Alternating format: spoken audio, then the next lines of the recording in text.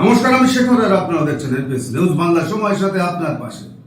আচ্ছা বলুন তো, যে আপনার এলাকায় যদি কোনো সংগঠন, যদি কোনো মানুষ, যদি কোনো ক্লাব, কোনো প্রতিষ্ঠান এই শারীরিক, কারণ বর্তমানে মানুষের শারীরিক অবস্থা কতটা ভালো সেটা আপনারা নিশ্চয়ই জানেন, যদি কোনো অ্যাম্বুলেন্স পরিষেবার জন্য অ্যাম্বুলেন্স একটা নেওয়া হয় সাধারণ মানুষের স্বার্থে, সেটা স্বেচ্ছাসেবী সংগঠন হতে পারে, ক্লাব প্রতিষ্ঠান হতে পারে, অথবা যে কোনো মানুষের ইচ্ছা থাকলে সেটা করতে পারে, তাহলে কতটা আপনারা খুশি হবেন। রাত ভিতে মানুষ যদি শারীরিকভাবে অসুস্থ হয়, এই অ্যাম্বুলেন্সই পারে তাকে সঠিক জায়গায় পৌঁছে দিতে। তাহলে খুশি তো আপনাদের মধ্যে থাকা উচিত যে আমার এলাকায় একটা অ্যাম্বুলেন্স আছে, মানে আমাদের গর্ব। কিন্তু সেই অ্যাম্বুলেন্স যদি ভগ্নদশায় পরিণত হয়, যদি না চালানো হয়, যদি নিজেদের মধ্যে ক্যাচাকেচি গন্ডগোল, তাহলে অ্যাম্বুলেন্সটা আদৌ কি মানুষের পরিষেবায় আসতে পারবে? সে এখন গাছের আস্তাকুল হয়ে গেছে। অ্যাম্বুলেন্সের টায়ার নষ্ট, অ্যাম্বুলেন্স এখন গাছের ছায়া কেন্দ্র হয়ে গেছে। এই যদি অবস্থা হয়, তাহলে আগামী দিনের সমাজ ব্যবস্থা কোন জায়গায় পৌঁছাবে? পারতেন না আপনারা নিজেদের মধ্যে অশান্তি মিটিয়ে দিয়ে মানুষের স্বার্থে মানুষের মধ্যে হাসি ফোটাতে? প্রথমে দেখাবো একটি প্রতিবেদন, তারপরে শোনাবো কি কারণে অ্যাম্বুলেন্সের এই অবস্থা। দেখুন, এখানেই পড়ে আছে, কোনো কাজ হচ্ছে না, কোনো কোনো পেশেন্টকে নিয়ে যাচ্ছে না।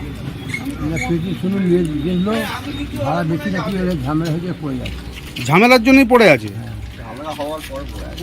কি নিয়ে ঝামেলা হয়েছে? পার্টিতে কি নিয়ে সমস্যা হয়েছে ওইটা ঠিক জানা নেই আমার। তা কতদিন ধরে পড়ে আছে? মাঝখানে হয়ে তা আপনারা কিছু বলেননি এলাকার মানুষ? যে এলাকার মানুষ হ্যাঁ এলাকার মানুষ ছিল ওখানে। ছিল, তো একটা এমার্জেন্সি পরিষেবা এইভাবে পড়ে আছে, কি বলবেন আপনি? ঠিক না, এটা চালু হওয়া দরকার। আপনার নাম? ঠিক জানি।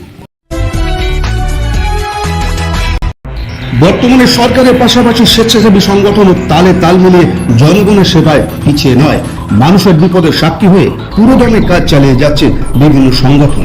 এর মধ্যে একটি সংগঠন সেবার আলো সংগঠন। হাওড়া সাঁতরাগাছি থানার অন্তর্গত 2 নম্বর সুলতানপুরে শারীরিক বিপদ থেকে মানুষের পাশে দাঁড়াতে অ্যাম্বুলেন্স পরিষেবা। বিভিন্ন মানুষের কাছ থেকে অর্থ সাহায্য নিয়ে সংগঠনের এই মানবিক ইচ্ছায় বিশেষ দৃষ্টান্ত ফেলেছিল এলাকায়, কিন্তু দুর্ভাগ্য, এই ইচ্ছায় জল ঢেলে দিয়েছে কিছু স্বার্থন্বেষী মানুষ। পরিষেবার জায়গায় এই অ্যাম্বুলেন্স এখন পোকামাকড় গাছের আস্থা। কেন চালানো হলো না? কেন মানুষের হাসি কেড়ে নেওয়া হলো? কেন অ্যাম্বুলেন্সের এই ভগ্নদশা? সম্ভব। Bureau report, NPS news Bangla, Santragachi, Goalberia, Howrah.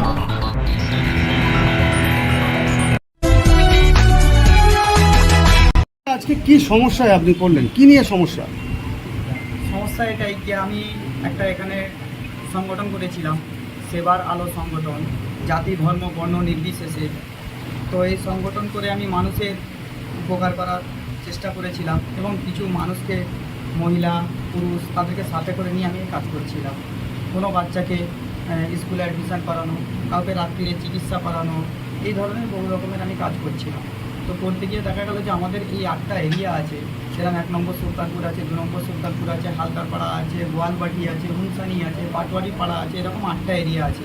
কিন্তু আমাদের এই এরিয়াতে আজ পর্যন্ত, আমরা ছোটো থেকে বড়, আমার 34 বছর বয়স হয়ে গেছে, আমি দেখিনি যে আমাদের এরিয়ায় একটা অ্যাম্বুলেন্স আছে যে রাত্রিরে পরিষেবা দেবে। টোটোওয়ালাদের ডাকলে রাত্রিরে যেতে চায় না, হ্যাঁ, কারোর চার্জ থাকে না, এই ধরনের বহু রকমের বাহানা থাকে। তো আমি দেখলাম যে না, তাহলে একটা অ্যাম্বুলেন্সের প্রয়োজন আছে। তো আমি একটা সংগঠনের মাধ্যম দিয়ে আমি কী করলাম, অ্যাম্বুলেন্স কেনার উদ্যোগ নিলাম। আমার কমিটির সবাই মত দিল যে হ্যাঁ আমরা কিনবো, চলুন আমরা একটা অ্যাম্বুলেন্স কেনা যায়। তো আমরা একটা অ্যাম্বুলেন্স খোঁজ করতে শুরু করলাম।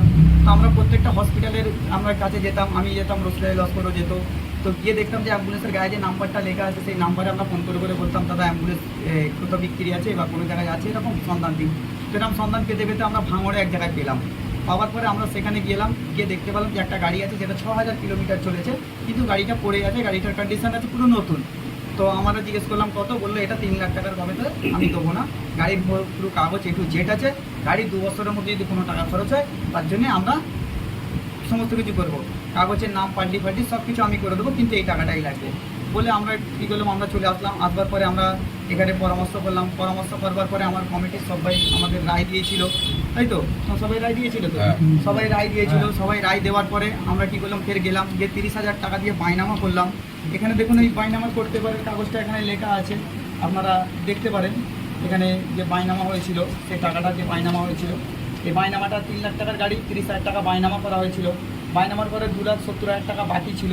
এইটা 10 দিনের মধ্যে মানে এই তারিখের মধ্যে না ফেরত দিলে গাড়িটা আর দেবে না আমাদেরকে। তো আমাদেরকে যখন এরকম বললো, আমরা টাকা জোগাড় করতে শুরু করলাম। শুরু করবার পরে দেখতে পেলাম যে আমরা টাকা পুরো জোগাড় করতে পারছি না। তখন কী করলাম, আমাদের কমিটিতে যতজন ছিল আমরা সমস্ত সদস্য মিলে আমরা কী করলাম, এই যে এটা মিটিং রেজুলেশন খাতা আছে, কারণ আমাদের কালেকশন হয়েছিল 1,24,000 টাকা। তাহলে 1,24,000 টাকা কালেকশন হয়, তাহলে বাকি টাকা আমাদের কোত্থেকে আসবে? তো আমরা খুব পেরেশানির মধ্যে থাকলাম যে আমাদের টাকাটা নষ্ট হয়ে যাবে। আমরা চারিদিকে বড় বড় ইনভেস্টরদেরকে ফোন করতে থাকি, তারা কিন্তু কোনো সাড়া দিতে চায় না। তো লাস্টে বেলা আমরা দেখতে পেলাম যে আমাদের যারা কমিটিতে আছে তারা সবাই মিলে বললো আমরা অর্থ ধার দেবো। তো যেরকম খলিলুল্লাহ 25,000 টাকা ধার দিয়েছে, কামরুদ্দিন কামরুদ্দিন টাকা ধার দিয়েছে 38,000 টাকা, আসলাম ভাই রশিদার সাথে যে নিয়ে এসেছিলো 10,000 টাকা ধার দিয়েছিল, বাকি সাঁতরা দিয়েছিল 10,000 টাকা, শহীদুল ভাই দিয়েছিল 10,000 টাকা, আসাদা যে আমাদের ক্যাশিয়ার ছিল উনি দিয়েছে 10,000 টাকা। তারপরে আমার নিজস্ব টাকা চলে গেছে 60,000 টাকা, আরেকজন আছে তার টাকা গেছে 34,000 টাকা।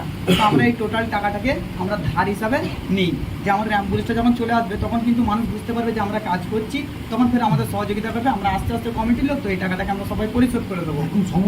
এখন সমস্যা হচ্ছে যে কিছু লোক আছে যারা আমাদেরকে ছাড়ানা পয়সা দেয়নি বা সেই এরিয়া থেকে আমরা চাঁদা তুলিনি, তারা বলছে যে এখন হিসাব নিকাশ এসব ঠিক নেই, হ্যাঁ এই অ্যাম্বুলেন্সটার দাম এত হতে পারে না। আমি তাদেরকে কোর্ট পেপার দেখাচ্ছি যে কোর্ট এগ্রিমেন্ট মানে হয়েছে, কোর্ট নটারি হয়েছে, বলছে এসব আমরা মানি না, আমরা সেই ব্যক্তিটার কাছে যেতে চাই। তো সেই ব্যক্তিটার কাছে যেতে চাই, সেই ব্যক্তিটাকে আমি যখন ফোন করলাম, ফোন করার পরে উনি বললো দেখো আমার তো শরীর অসুস্থ আছে, আমি তখন আসতে পারবো না, তো আমি একটা ভিডিওর মাধ্যমে বলে দিচ্ছি, আপনারা এই ভিডিওটা সবাইকে দেখিয়ে দিন। তো বলে উনি আমাকে একটা ভিডিও এখানে পাঠিয়েছে, সেই ভিডিওটা আমি আপনাদেরকে প্রেসকে দেবো, আপনারা দেখবেন। ওই ভিডিওটা এমনি বলেছে যে আমি যা এগ্রিমেন্ট অনুযায়ী যা চুক্তিপত্র হয়েছিল, টাকা ছিল, সেবার হলো সমিতির কাছ থেকে আমি পেয়ে গেছি বুঝে। কিন্তু এখন কিছু লোক আছে যারা চারানা পয়সা দিইনি, তারা কিন্তু প্রতিবাদ করছে যে হিসাব কোথা, একটা ট্রাস্টের হিসাব হিসাব কি একদম পুরো পুঙ্খানুপুঙ্খভাবে রয়েছে? একদম আমাদের কাছে পুরো হিসাব এখানে পুরো পুঙ্খানুপুঙ্খানুভাবে আমাদের এখানে কাগজে সব কিছু দেওয়া আছে। এখন অ্যাম্বুলেন্সের কন্ডিশন কি রয়েছে?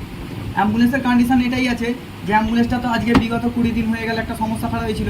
সেই 20 দিনের মধ্যে বড় মানে থানাতে যে আমাদেরকে একটা ডাক করিয়েছিল, আমরা গিয়েছিলাম, যাওয়ার পরে থানা আমাদেরকে বলেছিল যে তোমরা নিজের মতো সুষ্ঠুভাবে বসে মিটিয়ে নেবে। তো আমি একদিন কী করলাম, ওদেরকে ডেট দিলাম, তো ওরা একটা ডেট ফেল করে, দ্বিতীয় ডেট দিলাম, দ্বিতীয় ডেটও ফেল করে। আজকে আপনাদের সামনে, আপনারা সাংবাদিক এসছেন, আপনাদের সামনেও কিন্তু ওরা ডেট ফেল করে দিয়ে ফের একটা ডেট নিয়ে চলে গেল। এই ডেট নেওয়ার মাধ্যমে কিন্তু আপনারা অ্যাম্বুলেন্সটাকে গিয়ে এখন দেখতে পারেন যে অ্যাম্বুলেন্সটার চাকা তো দূরের কথা, বডির মধ্যেও গাছ উঠে গেছে। তাহলে যে মানুষকে যে পরিষেবা দিচ্ছিল রাত্রিরে, আপনারা দেখতে পাবেন এএমপি নিউজে হয়তো দেখতে পাবেন যে এই এলাকার পুরো তদন্ত করেছিল উনি, করে উনি বলেছে, উনি তদন্ত করে দেখেছে যে আমি রাত্রিরে কতজনকে ফ্রিতে নিয়ে গেছি, রাত্রিরে কতজনকে 300 টাকায় নিয়ে গেছি, বা রাত্রিরে এরকম তারা আছে যার কোনো পয়সাই নেই অথচ পয়সা দিয়ে ভর্তি করেছি, গ্রামবাসী সাক্ষ্য দিয়েছে। আর ওই নিউজ চ্যানেলের মধ্যে আপনারা দেখতে পারেন। তো এই ধরনের আমি যখন কাজ করছি, হয়তো কিছু লোকের কষ্ট হচ্ছে, কারণ তারা তো কোনো কাজ করে না। তারা কি করে না, তারা এই রকমই ধরনের পেরেশানি করে। আপনি কি বলবেন এই বিষয়ে? প্রশাসন কি বলছে? প্রশাসন বলতে চাইছে, আজকেও আমি হিসাব দিতে বসেছিলাম, আজকেও ওরা ডেট নিয়ে চলে গেল। আগের দিনেও যে আমরা হিসাব দিতে বসছিলাম, সেখানে 200 লোককে জমায়েত করেছিল, বাধ্য হয়ে আমাকে প্রশাসনকে ডাকতে হয়েছিল। তো এরকম তারা যখনই আমি হিসাব দিতে বসি, তখনই দেখুন আমি যদি ভুল থাকতাম আমি হিসাব দিতে বসতাম না, বা আমি এই প্রেস মেকারকে ডাকতাম না যে আমি হিসাব দেবো, আসুন না আপনারা। আমি যদি ভুল থাকতাম আমি বলতাম যে দাদা আমি অন্য জায়গায় যাচ্ছি, এখন আমার সময় হয়ে আমি এখন চাইছি এটাই যে আমাদের যে অ্যাম্বুলেন্সটা আছে, এই অ্যাম্বুলেন্সটাকে এখন ফের নতুন করে এর যে চাকাটাকে নষ্ট হয়ে গেছে, একটা চাকা করেনি, 2টো চাকা করেছে, যাতে একটা চাকা যদি করে একটা চাকাতে স্টেপনি লাগিয়ে নিয়ে যাবে, এই জন্য 2টো চাকাকে এরকম করা হয়েছে। তো আমি জানি না যে এটা চলতে গিয়ে খারাপ হয়েছে না পাল্টে নিয়েছে, তো আমার ধারণা এটা পাল্টে নিয়েছে, কারণ একটা পেশেন্ট নিয়ে যেতে গিয়ে নিমতলাতে একটা চাকার এইভাবে নষ্ট হতে পারে না। ঠিক আছে, পুলিশ প্রশাসনের নজরে এনেছেন বিষয়টা? হ্যাঁ, পুলিশ প্রশাসনকে আমি আমাদের থানায় আমি পাঠিয়েছিলাম, তখন থানা বললো যে একটা ওই একই কথা যে আপনারা সুষ্ঠুভাবে বসে মিটিয়ে নিন। হ্যাঁ, আমি বলতে চাই একটাই চিজ, যে একটা ট্রাস্ট, যে ট্রাস্টের রেজিস্ট্রেশন রয়েছে, সেই ট্রাস্টের একটা হিসাব নিকাশ একটা ক্লাব নেবে, ক্লাব। তাহলে কোর্ট আমাদের মহামান্য আদালত কোথায় গেল? আমাকে যে এই মানে প্রত্যেক বছরে যে অডিট জমা দিতে হবে, তাহলে মহামান্য আদালতকে অডিট না জমা দিয়ে তো তাহলে আমাকে ক্লাবকে জমা দিলেই ফায়দা হবে, হ্যাঁ কি না? কারণ আমার তো প্রবলেম ক্রিয়েট করছে ক্লাব, মহামান্য আদালত তো করছে না, বা কোনো প্রশাসন তো করছে না, আমাকে করছে কে? ক্লাব করছে। তাহলে আমাকে অডিট মনে হচ্ছে এখানে না জমা দিয়ে আমাকে ক্লাবে জমা দেওয়া দরকার কোন আছে। ক্লাব এটা?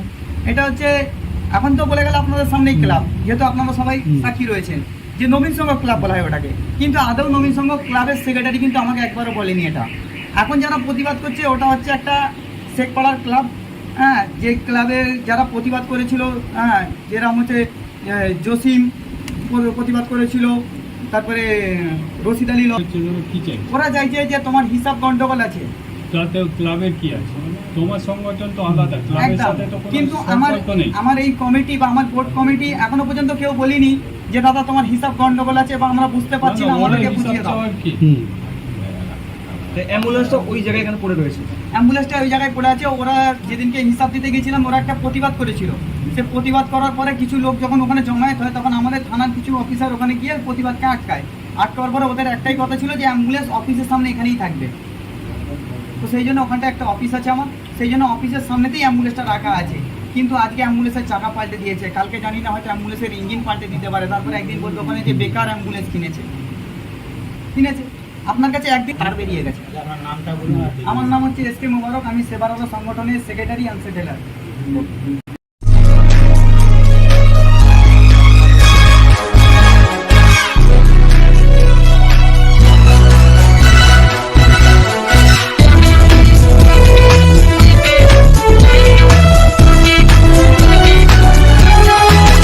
আপনারা দেখছেন এমপিএস নিউজ, সবার সাথে সবার মাঝে।